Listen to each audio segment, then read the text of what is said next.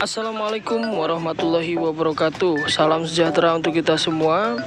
Oke teman-teman, saya ucapkan terima kasih sudah mampir di channel Rudy Motor 88. Nah, pada video kali ini saya akan membagikan informasi terupdate harga motor Matic Honda terbaru. Nah, bagi teman-teman yang ingin mendapatkan informasi semua motor-motor Honda, baik dari harga maupun spesifikasi dan juga model atau updatean motor Honda terbaru, silakan Anda klik tombol subscribe agar Anda mendapatkan informasi terupdate dari kami. Terima kasih. Oke, langsung saja. Untuk harga motor Honda saat ini sudah ada kenaikan, yaitu mulai dari harga 17 jutaan sampai dengan harga 35 jutaan untuk Matic.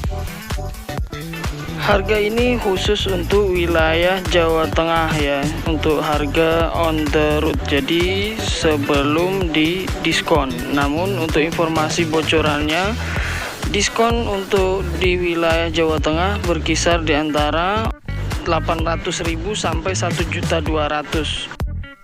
Nah, untuk informasi harga motor Honda tipe Cup dan Sport, Anda bisa cek lagi video kami sebelumnya atau cek deskripsi di bawah ya, sudah kami siapkan linknya.